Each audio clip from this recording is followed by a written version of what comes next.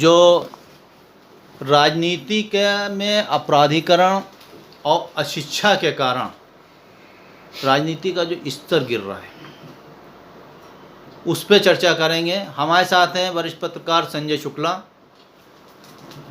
Congress party के विधि प्रकोष्ठ के महासचिव रहे डॉक्टर जावेद साहब, मुन्ना सिंह यादव समाजवादी अधिवक्ता सभा के सचिव रहे हैं और पिछड़ा वर्ग संघ के प्रदेश महासचिव हैं। एडवोकेट महफूज आलम जी, अवध बार एसोसिएशन के वरिष्ठ कार्यकारिणी सदस्य और अपना दल एस के विधि प्रकोष्ठ के प्रदेश महा बनवारी लाल जी, भोला सिंह पटेल जी, BDM organisation of Uttar Pradesh के अध्यक्ष। आज हम ये चर्चा करेंगे हम लोग मिलके कि आखिर क्या वजह है कि राजनीति में अपराधीकरण बढ़ता जा रहा है और अशिक्षा का अभाव है, जिससे जो मंत्री होते हैं, जिस विभाग के मंत्री होते हैं, वो विभाग को अपने संभाल नहीं पाते हैं। और यहाँ तक कि कभी कभी तो ऐसा हो जाता है कि जिस मंत्री को शिक्षा से कोई वास्ता ना हो वो शिक्षा मंत्री बन गया, जिसका स्वास्थ्य से कोई वास्ता ना हो स्वास्थ्य मंत्री बन गया, और कभी कभी तो ऐसा भी देखा गया है कि जिसको यही नहीं पता आलू ज़मीन में उगता या पेड़ पे उगता उसको कृषि मंत्री बना दिया।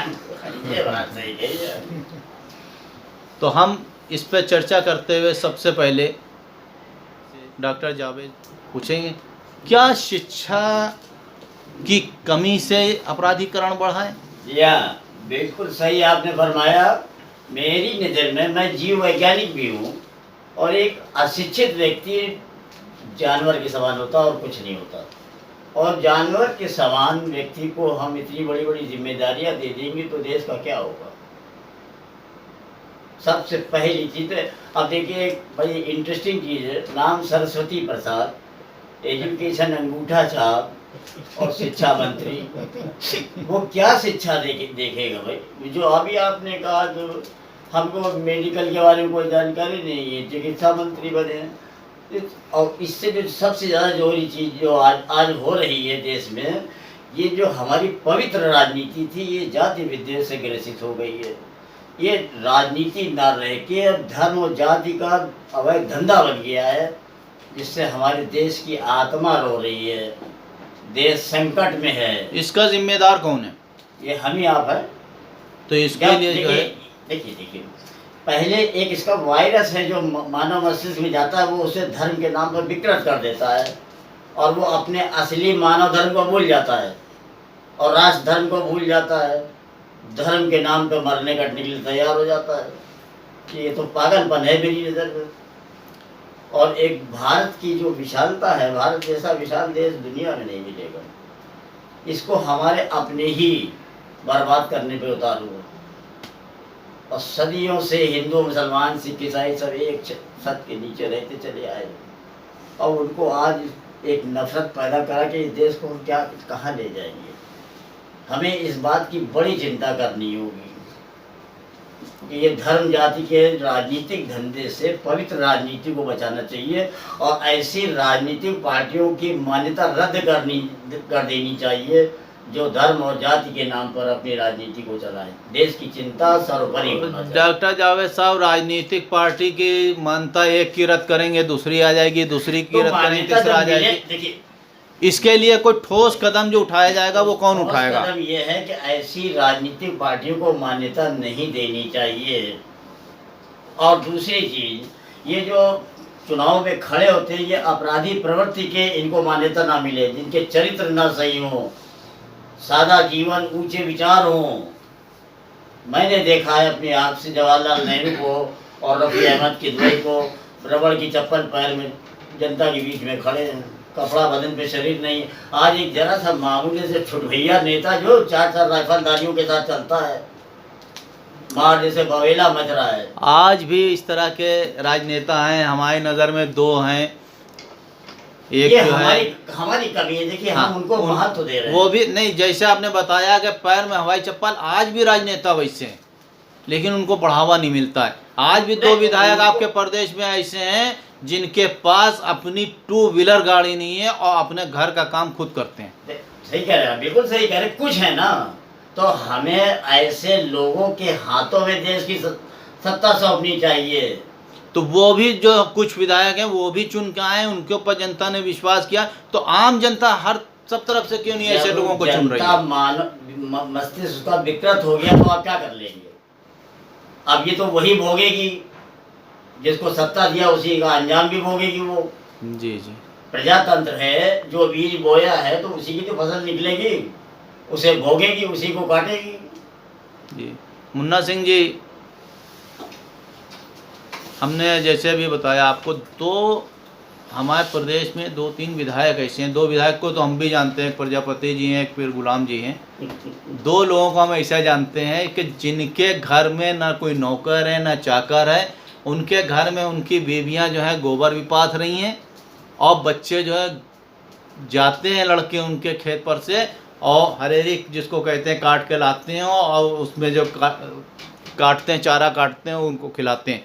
और जो विधायक जी हैं वो जहाँ पे उनकी योजना कोई काम हो रहा होता है तो वो कुर्सी डाले वहाँ बैठ जाते हैं, सुबह जब से काम लगता है शाम को आते हैं, अपने सामने काम कराते हैं। तो ऐसे सब जगह क्यों नहीं हो पा रहे हैं विधायक? उनको भी तो जनता ही चुन के भेज रही है।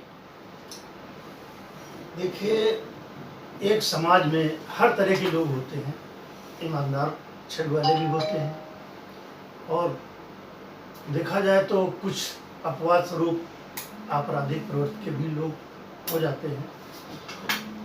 लेकिन अब इसमें लोकतंत्र है, इलेक्शन में सभी को अपना नामांकन कराने का और चुनाव लड़ने का अधिकार है, और सभी लोग चुनाव मैदान में आते हैं। जबकि ये चाहिए कि कम से कम जैसे एक चपरासी की अगर कोई जगह निकलती है और वो अपॉइंटमेंट के लिए आवेदन करता है तो उसके चरित्र का सत्यापन होता है, तमाम चीज़ें उससे डॉक्यूमेंट मांगे जाते हैं। लेकिन आज हमारे यहाँ राजनीति में किसी को नामांकन कराने के लिए कोई भी उसके चरित्र का सत्यापन नहीं होता है। तो इस तरह से हर तरह के लोग अपना नामांकन कराते हैं और चुनाव मैदान में होते हैं। अब ये जनता को सोचना चाहिए कि हम किसको वोट करें और किसको ना करें, क्योंकि वो जनता द्वारा ही चुने हुए प्रतिनिधि होते हैं, और जनता जब वोट करती है तभी तो वो राजनेता होते हैं, और तभी वो विधानसभा या लोकसभा में जाते हैं। ये स्वयं एक आदमी का अपना एक ही वोट होता है, वो अपने वोट से तो विधानसभा या लोकसभा नहीं पहुंच जाता है ना, उसको जनता ही भेजती है। तो जब तक जनता के अंदर एक ये परिवर्तन नहीं आएगा, ये सोच नहीं बदलेगी कि हम किसको विधानसभा या लोकसभा भेजें और किसको अपना हम प्रतिनिधि चुने जो भविष्य में हमारे हितों को देखते हुए या जनता के हितों को देखते हुए कल्याणकारी योजनाओं को लागू करें। तो ये जिम्मेदारी एक तरह से लोकतंत्र में तो जनता की बनती है। तो अब बाकी रहा चुनाव लड़ने का, तो वो सबका अधिकार समान है, चाहे वो किसी प्रवृत्ति का हो, इलेक्शन लड़ने का उसको राइट है। जनता अगर चुनाव जिताएगी, वोट करेगी तो जीतेगा, नहीं तो हार जाएगा। अगर जनता में परिवर्तन आ जाए कि हम स्वच्छ छवि वाले को ही वोट करेंगे और वही जीतेगा, तो ये अपराधीकरण जो राजनीति का इस समय है ये धीरे धीरे कम हो जाएगा और खत्म हो जाएगा। अच्छा, दूसरी बात जो आपका ये सवाल है कि अधिकारी की बात जो आती है, तो हमारा राजनेता कम पढ़ा लिखा भी हो सकता है, अशिक्षित भी हो सकता है, अनुभवहीन भी हो सकता है, अनुभवी भी हो सकता है, लेकिन उसका चलाने के लिए जो उसका सचिव होता है, जो सेक्रेटरी होता है, वो आईएएस होता है, पीसीएस होता है, तो वो तो एक क्वालिफाइड होता है। तो अब उसकी चाल को एक कम पढ़े लिखे राजनेता को समझ पाना बड़ा मुश्किल काम होता है। तो वो अपने ढंग से उसको चलाने का प्रयास करता है और उल्टे सीधे काम करा लेता है। तो बदनामी किसकी होती है? राजनेता की। जबकि ऐसा नहीं है कि सभी राजनेता गलत करते हैं, ऐसा नहीं है, लेकिन ये चालाक और पढ़े लिखे अधिकारियों द्वारा उनका दुरुपयोग किया जाता है और उनसे उल्टे सीधे प्रस्ताव पास करा लिए जाते हैं, दस्तखत करा लिए जाते हैं, जिससे लास्ट में अपमानित या अपमान समाज में राजनेता वो बदनाम होते हैं। बनवारी लाल जी, आप काफ़ी टाइम से जो है ओबीसी महासभा के राष्ट्रीय पदों पर भी रहे, उत्तराखंड के प्रभारी भी रहे, प्रदेश में भी तमाम रहे, चंद्रगुप्त मौर्य महासभा के भी आप जो हैं पदाधिकारी रहे। यानी आप अपने बैकवर्ड फेडरेशन, एक तरह का लिया बैकवर्ड क्लास के लोगों के बीच में लगातार काम कर रहे हैं। बताइए, जब एक चपरासी की भर्ती होती है तो उसकी भी क्वालिफिकेशन पूछी जाती है, तो राजनेता के नामांकन में क्वालिफिकेशन क्यों नहीं रखी गई? ज़रूरी है रखा जाना कि नहीं? जरूरी है। जहाँ तक आपका सवाल है कि राजनीतिक उसमें उसका कॉलम होता है और उसकी वो योग्यता लिखी भी जाती है, लेकिन चुनाव लड़ना और चुनाव जीतना दोनों अलग अलग सवाल हैं। चुनाव लड़ना एक सभी का मौलिक अधिकार है। हम किसे चुनते हैं, किसे नहीं चुनते हैं, किस मानक से चुनते हैं, उसके लिए हम स्वयं और हमारी जनता जिम्मेदार है। जहां तक आपका सवाल है कि चपरासी की एक योग्यता होती है, ये सही है। हम आपके इस बात से सहमत हैं कि हम आप जैसे प्रबुद्ध वर्ग, जिसको सुप्रीम कोर्ट से लेकर के सभी न्यायालय वो मानते हैं, अगर अच्छे लोग राजनीति से दूर ना भगें और राजनीति की तरफ रहें तो ऑटोमेटिक खराब लोगों का चयन नहीं होने पाएगा, और गलत चयन अगर होता है तो उसके जिम्मेदार चयनित करने वाली जनता और हम स्वयं हैं। अगर हम लोग किसी भी आपराधिक प्रवृत्ति के या अशिक्षित लोगों का चयन करना बंद कर दें तो राजनीति का अपराधीकरण स्वयं ही बंद हो जाएगा। भोला सिंह जी, आपने अभी जावेद साहब की बात सुनी, मुन्ना सिंह जी की बात सुनी, बनवारी लाल जी की। एक चीज़ आती है निकल के कि अपराधीकरण और अशिक्षा दो चीज़ें हैं, और ये चीज़ जावेद साहब ने पहले ही कही कि अशिक्षित व्यक्ति जानवर के समान होता है, यानी अशिक्षित व्यक्ति अपराधी हो सकता है। हमारा सवाल ये है कि जब जो मंत्री अपने बैठता है, और मुन्ना सिंह जी ने कहा सेक्रेटरी उसको चलाता है, अगर मंत्री सेक्रेटरी से कम पढ़ा लिखा होगा तो वो गलत कराएगा। जब वर्क ऑर्डर ला के वो अंग्रेज़ी में रखता है तो मंत्री जी को ये मालूम होना चाहिए उस वर्क ऑर्डर में क्या लिखा है, कितने का कोटेशन है, कितना काम है, कितना समय लिखा, टोटल लिखा हुआ है। लेकिन वो एक सिग्नेचर कर देते हैं, वर्क ऑर्डर हो जाता है, और योजना है हमारी जो 1 साल में पूरी होना चाहिए, 5 साल का समय पड़ा होता है, योजना नहीं पूरी हो पाती। तो अशिक्षा ही, हम जो शुरू बात करी कि अशिक्षा ही क्या राजनीतिकरण का दोहन किया जा रहा है, जैसे ब्यूरोक्रेट द्वारा दोहन किया जा रहा है राजनेताओं का, तो इसकी जिम्मेदार अशिक्षा है क्या? जी बिल्कुल, शिक्षा ही मूल कारण है। और जो बात आपने कही कि राजनीति में अपराधीकरण और शिक्षा, ये बहुत बड़ा विषय आपने कहा है, छोटा विषय नहीं है। क्योंकि जनता जो है अगर वो शिक्षित हो जाएगी तो वो अच्छे लोगों को चुनेगी और अच्छे लोग निकल के आएंगे। जनता अगर शिक्षित नहीं है तो उसे ये भी नहीं पता है कि क्या चीज़ सही है और क्या चीज़ नहीं सही है। अब आप ये मान लीजिए कि देश में 85% जनता जो दलित है, बैकवर्ड है, माइनॉरिटी से है, वो पढ़ी लिखी नहीं है, गरीब है, उसके पास पैसा नहीं, साधन नहीं, वो कैसे शिक्षित हो? तो ये जिम्मेदारी सरकार की बनती है, उन राजनीतिक पार्टियों की बनती है कि जो राजनीतिक पार्टियां हिंदुस्तान के अंदर है उनकी सबसे पहले जिम्मेदारी है कि वो जो 85% जनता है, जो दलित है, बैकवर्ड है, माइनॉरिटीज है, उसके पढ़ाने का, शिक्षित करने का, उसके जीवन स्तर उठाने की बात करें। और दूसरी चीज ये मैं कहूंगा कि वो राजनीतिक पार्टियां टिकट ही क्यों देती हैं? भोला सिंह जी, 85% के बाद जो 15% जो बचा उसमें भी 3% सिर्फ अच्छे शिक्षित होते हैं, बाकी सब अशिक्षित होते हैं। जी बिल्कुल बात आपकी सही है, लेकिन मेरी सिर्फ यहाँ पे मेरा ये कहना है कि वो जो राजनीतिक बड़ी बड़ी पार्टियां हो देश में, चाहे भारतीय जनता पार्टी हो, चाहे कांग्रेस हो, और चाहे समाजवादी पार्टी हो, चाहे बहुजन समाज पार्टी हो, चाहे अपना दल हो, ये सब पार्टियां, इनके मुखिया को ये देखना चाहिए कि जो आदमी पढ़ा लिखा है, योग्य है, उसी को MP में, MLA में और ग्राम प्रधान के उसमें टिकट देना चाहिए, और जो पढ़ा लिखा नहीं है, जिसको कुछ पता नहीं है, उसको नहीं देना चाहिए। क्योंकि वो जो पढ़ा लिखा नहीं होगा और वो MP MLA बन के जाएगा, तो जब वो पढ़ा ही नहीं है, तो वो जो कोई वर्क आर्डर होगा, कोई वर्क होगा, कोई काम होगा, तो उसमें वो पढ़ ही नहीं पाएगा। जो IAS अधिकारी है, जो उसके नीचे है, वो आएगा, जो जैसा चाहेगा वैसा उससे दस्तखत कराएगा। तो अपराधीकरण इसी वजह से, अशिक्षा की वजह से बढ़ा कि जब आदमी को कुछ पता नहीं है, अपने अधिकार का ज्ञान नहीं है, तो वो कैसे करेगा। दूसरी चीज मैं ये यहाँ पे ये कहना चाहूंगा कि जो गरीब व्यक्ति है, ठीक है, उसके वोट को खरीदा जाता है। अब चाहे आप जनता की उस पर देख लीजिए, उसको प्रलोभन देके बड़ी बड़ी राजनीतिक पार्टियां करती हैं, अपना चुनाव का जो घोषणा पत्र करती है, उसमें कहती है साहब आपको हम सिलेंडर दे देंगे, आपको हम टेलीफोन बांट देंगे, आपको साहब रोटी दे देंगे, आपको मकान बनवा देंगे।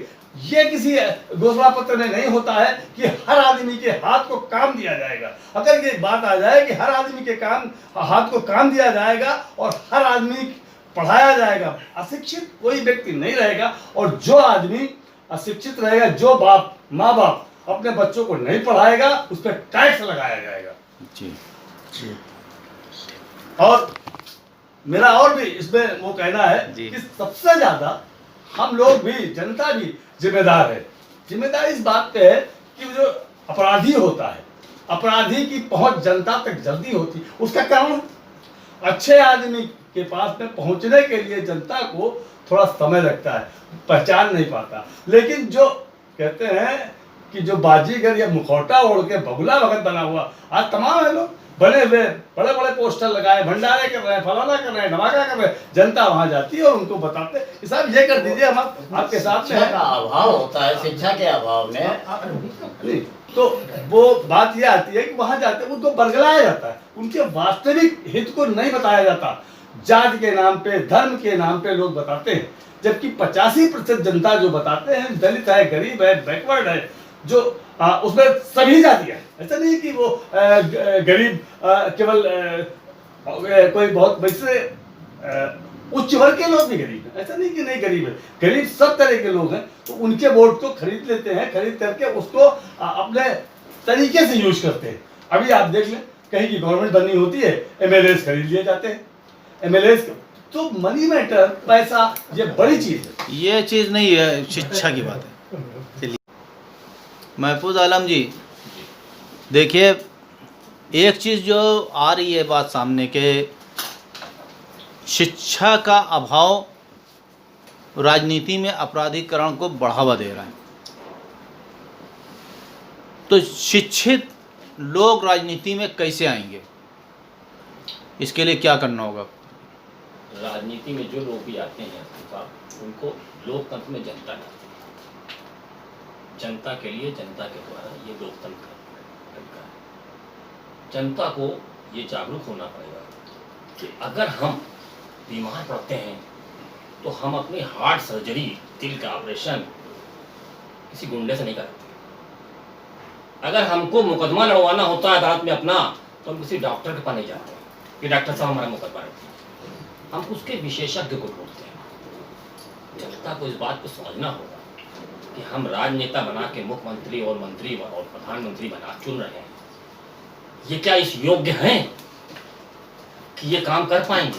अभी तमाम लोग जानते हैं कि चपरासी के नियुक्ति के लिए भी उसकी योग्यता देखी जाती है, उसको साइकिल चलाना आता है कि नहीं आता, लिखना पढ़ना आता है कि नहीं आता। लेकिन जनता के पीछे अब आप आज़ादी से पहले उठा के देख लीजिए, जिन्होंने आज़ादी ली उनमें कोई गुंडा नहीं था, सब हाईली एजुकेटेड लोग थे। और जो आज़ादी होने के बाद, हुकूमत बनने के बाद, देश में लोकतंत्र बनने के बाद जो मंत्री बने वो भी कोई गुंडे नहीं थे, ना अशिक्षित लोग थे, सब हाईली क्वालिफाइड, आपको बैरिस्टर, टॉप के टीचर, ये लोग मिलेंगे। इन्होंने देश को शुरुआत की।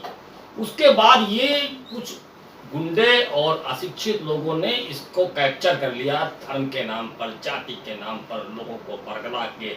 और ये चुनाव जीतने का तरीका ये बन गया कि आप कितने बड़े गुंडे हैं, आप पर कितने मुकदमे चल रहे हैं, आप पढ़े लिखे हैं कि नहीं, ये नहीं चल रहा। आप किसी एक वर्ग विशेष को गाली कितनी अच्छी नहीं देते, ये चुनाव जीतने का योग्यता बन गई कि आप किसी एक वर्ग विशेष को या किसी अपने विपक्षी को कितनी अच्छी गाली दे देते हैं, कितना अच्छा बुरा भला कह लेते हैं। ये भी चुनाव की जीतने की योग्यता बन गई। और ये ऐसे जीते हुए लोग जब जाके राजनेता बने, जब मंत्री बने, तो वो फुल्ली डिपेंड यानी पूरी तरीके से आश्रित हो गए अधिकारियों के ऊपर। तो प्रजातंत्र कहाँ रहा? अपना जो है अधिकारी तंत्र हो गया, प्रजातंत्र नहीं रहा। तो असल एक चीज आप देखिए, अशिक्षित होने से सामने आपके आज भी आ रहा होगा हर जगह कि सरकार के 3 अंग होते हैं संविधान के मुताबिक। पहली एक होती विधायिका, उसके बाद होती कार्यपालिका, उसके बाद होती है न्यायपालिका। विधायिका का काम विधानसभा में कानून बनाना होता है और देश के नागरिकों के लिए क्या सही नियम है, क्या कानून है, उसका तय करना होता है। और न्यायपालिका ये देखती है कि कानून का पालन हो रहा है कि नहीं हो रहा है, कहीं उल्लंघन हो रहा है तो जो उल्लंघन कर रहा है उसको सजा दी जाए। इन दोनों के बीच में एक होती कार्यपालिका। कार्यपालिका का काम दोनों के आदेशों का पालन करना होता है, यानी कार्यपालिका दोनों से निम्न है, विधायिका से भी निम्न है और न्यायपालिका से भी निम्न है। जो ये लोग आदेश करते हैं उसका अनुपालन करना कार्यपालिका का काम है।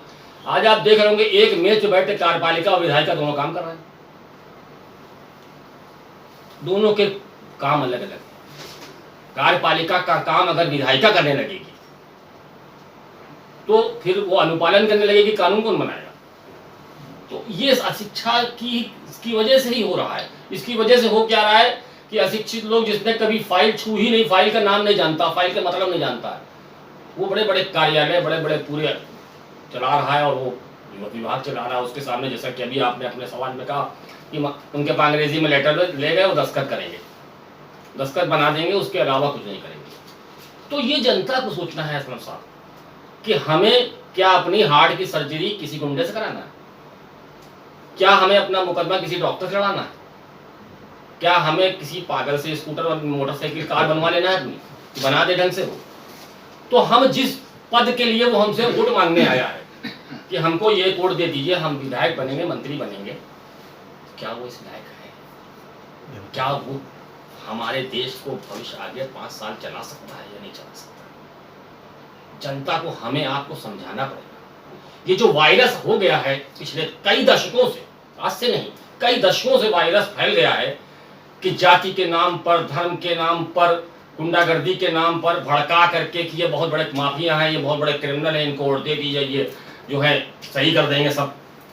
इसको छोड़ करके हमको ये समझना होगा, हमें समझाना होगा, हमें आपको आगे आना होगा और जनता को जागृत करना होगा कि जब आप वोट दें तो ये देखें कि क्या ये इस योग्य है कि किसी कार्यालय में बैठ करके किसी आईएएस से बात कर सकता है और योजनाओं को समझ सकता है और देश के भावी भविष्य के लिए क्या योजना है वो बना सकता है या नहीं बना सकता है। अगर ये नहीं बना सकता है तो जो ये कर सकता है वहीं इसको रहने दें, उसको वहां न भेजें जहां के ये लायक नहीं है। ये सबसे बड़ी जिम्मेदारी हम आपकी जनता की है, जिसकी वजह से ये पूरी राजनीति दूषित हो रही है।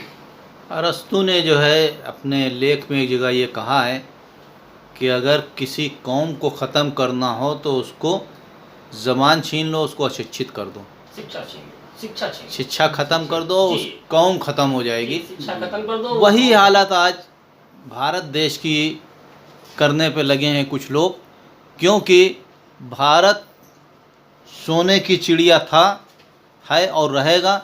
सोने की चिड़िया भारत ऐसे नहीं था कि सोने ही सोना था, यहाँ तो कण कण में सोना था और 3 मौसम मिलते थे, जिससे यहाँ का क्लाइमेट इतना अच्छा था कि भारत दुनिया का एक ऐसा देश है जहाँ हर वो चीज़ पैदा होती है जो हर जगह नहीं पैदा होती है, इसलिए सोने की चिड़िया था। लेकिन अशिक्षा के अभाव में, शिक्षा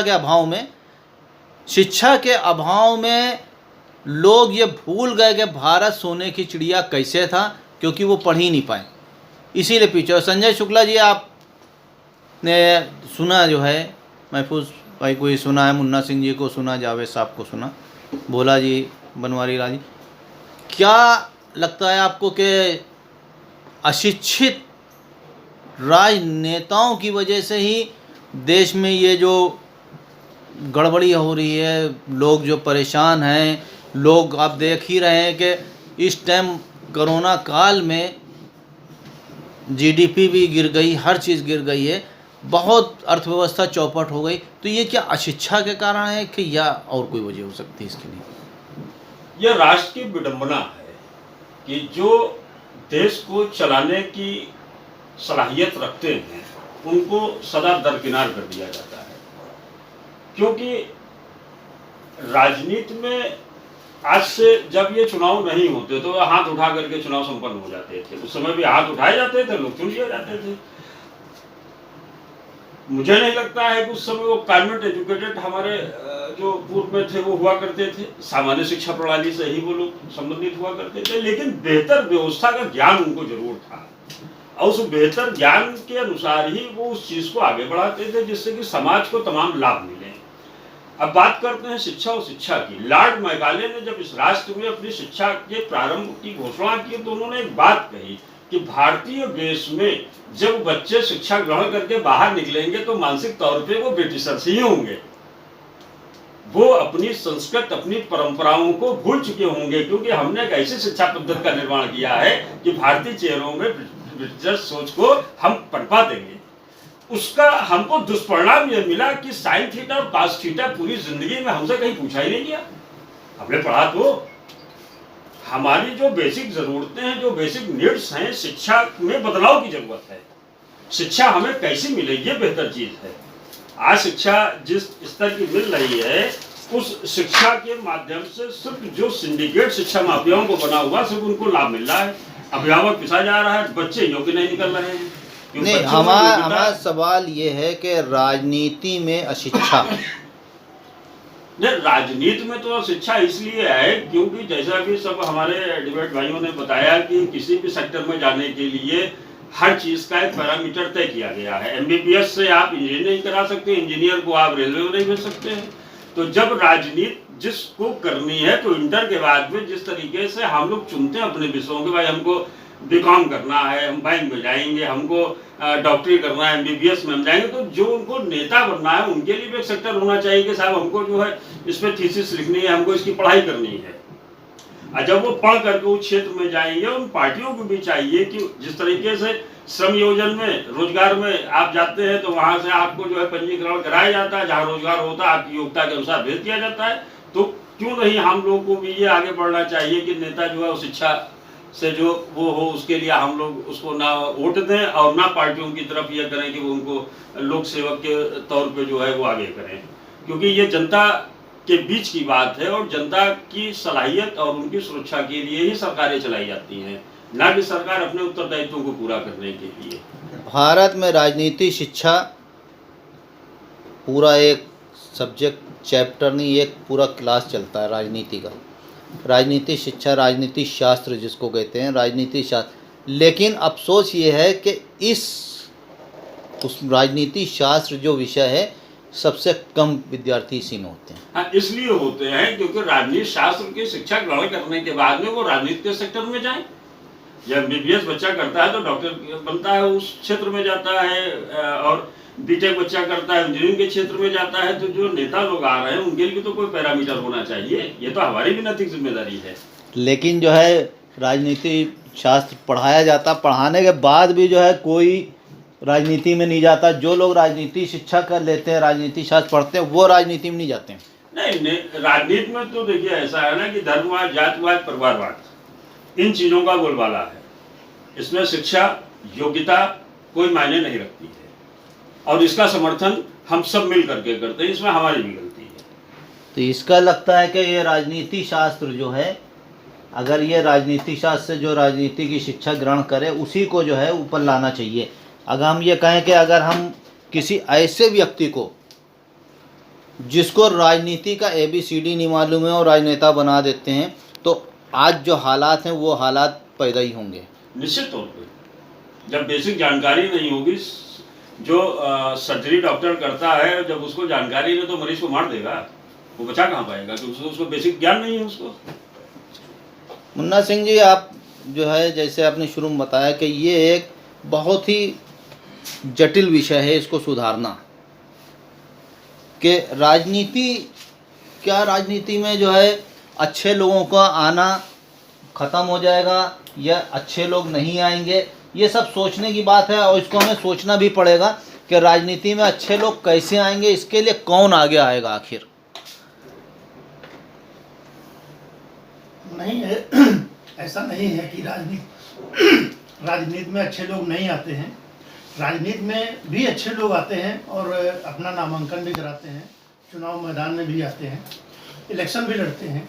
लेकिन आज का जो राजनीतिक परिवेश इतना बदल गया है कि जो ईमानदार छवि वाले राजनीति में आते हैं, इलेक्शन लड़ते हैं, उनको जनता से वो सहयोग नहीं मिल पाता है जो वास्तव में मिलना चाहिए। और यही उसको दूसरे शब्दों में ये कह लें कि उनको इतना मत नहीं मिल पाता है कि जो निर्वाचित होकर के विधानसभा या लोकसभा में जा सके।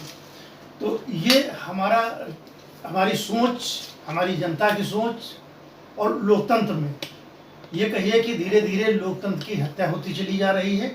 जो स्वच्छ छवि वाले लोग हैं, जिनको वास्तव में राजनीति में आना चाहिए और जिनसे ये अपेक्षा रहती है कि वो जनता का कार्य करेंगे, लेकिन वो इस तरह से चुनाव में, प्रचार में इतना पैसा नहीं खर्च कर पाते हैं या इतना साधन मुहैया नहीं करा पाते हैं कि जो जनता के दरवाजे दरवाजे पहुंच करके अपनी बात को पहुंचा पाएं। क्योंकि उनके पास साधन बहुत सीमित होते हैं, उनके पास पैसे का अभाव रहता है। जो स्वच्छ छवि के नेता होते हैं उनके पास वैसे भी धन का अभाव होता है। इस कारण वो जनता से वो सहयोग नहीं ले पाते हैं जो वास्तव में उनको मिलना चाहिए या जिसके माध्यम से वो निर्वाचित होकर के सदन तक पहुंच सके। तो इसमें जनता में जब तक सुधार नहीं होगा कि उनके अंदर ये सोच आना चाहिए, ये भावना आना चाहिए कि जो हमारा स्वच्छ छवि का नेता है, भले वो पैसा उसके पास नहीं है, भले वो हमसे संपर्क नहीं कर पा रहा है किसी भी कारणवश, लेकिन उसको सदन में जाना चाहिए और उसको वोट करना चाहिए। अगर वो इस तरह के लोगों को जनता चुनना शुरू करे, मताधिकार का प्रयोग उनके पक्ष में करे, तो धीरे धीरे करके सदन में ये बदलाव आ सकता है और राजनीति का पूरी तरह से बदलाव धीरे धीरे संभव है। महफूज आलम जी, क्या ऐसा नहीं लगता है कि हमारा देश लोकतंत्र से राजतंत्र की तरफ जा रहा है? बिल्कुल जा रहा है। तो लोकतंत्र से राजतंत्र की, लोकतंत्र तो खत्म हो गया। लोकतंत्र का परिभाषा हमने इससे पहले ही बताई आपको, जनता के लिए, जनता के द्वारा। अब जनता के द्वारा तो है, लेकिन जनता के लिए खत्म हो रहा है। लोकतंत्र तो की परिभाषा खत्म हो जाएगी जब अशिक्षित लोग देश चलाने लगेंगे, गुंडे लोग देश चलाने लगेंगे। तो देश चलाने की परिभाषा तो आपको और हमको अच्छी तरीके पता है। देश चलाना अधिकारी से ज़्यादा काबिल आदमी की जरूरत है। किसी मंत्री ने एक बार कहा था कि ये अधिकारी मंत्री के नाखून से निकलता है जी। आज अधिकारी जो लिख देता है मंत्री पढ़ नहीं सकता, तो अधिकारी को, मंत्री जी को ऐसा होना चाहिए कि वो अधिकारी से कहें फाइल इधर लाओ, मैं देखता हूं इस फाइल, मैं बताता हूं कैसे होगी। लेकिन आज ये पूछा जाता है, मंत्री जी पूछेंगे अधिकारी से कि कैसा होता आया है, वैसे ही कर दीजिए। तो ये लोकतंत्र नहीं रहा। इसका जड़ क्या है असलम साहब? जड़ हम आप हैं। हम आप चुनाव के टाइम में ये नहीं देखते हैं जब कोई वोट मांगने आता है कि क्या ये इस पद के लिए योग्य है, जिस पद के लिए ये आया है मेरे पास वोट मांगने, कि हमको इस पद पर कार्य करने की इजाजत दे दीजिए, आप इस पद पर नियुक्त कर दीजिए जी। क्या ये इस पद के लिए योग्य है? जबकि अभी इससे पहले ही मैंने कहा कि एक चपरासी रखने से पहले, एक स्वीपर रखने से पहले भी हम उसकी योग्यता देखते हैं कि इससे पहले इसने कोई काम किया है कि नहीं किया इस तरह का।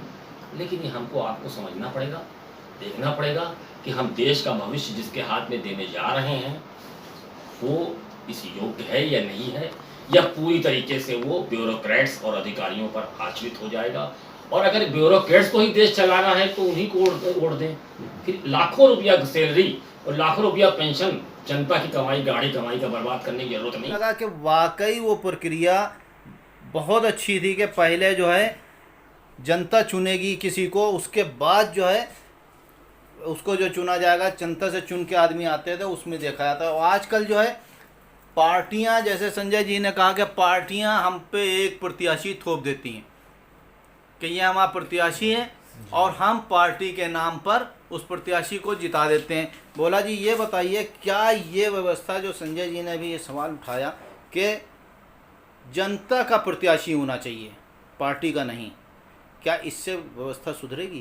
बिल्कुल सुधरेगी और निश्चित तौर पे सुधरेगी, क्योंकि जनता के बीच से जनता की पसंद का प्रत्याशी होगा, वो जनता के हिसाब से जनता पर काम करेगा। और अलग से अगर कोई आदमी आता है, थोपा जाता है, तो वो पार्टी के हिसाब से काम करेगा और जनता के हिसाब से आएगा तो उसको मालूम होगा कि हमारी जनता को कौन सा दुख है, कौन सा दर्द है, क्या करना है, वो इस तरीके के काम करे। उत्तम जी ये बताइए कि ये जो है हम देख रहे हैं कि बात आपने सबकी सुनी, सीनियर्स की, और सब राजनीतिक पार्टियों से ताल्लुक़ है सबका, तो क्या विधायक चुनने के लिए, एमपी चुनने के लिए, सभासद चुनने के लिए या प्रधान चुनने के लिए शिक्षा का एक क्राइटेरिया बनाया जाना चाहिए कि प्रधान की शिक्षा क्या होगी, सभासद की क्या होगी और विधायक और एमपी की क्या होगी?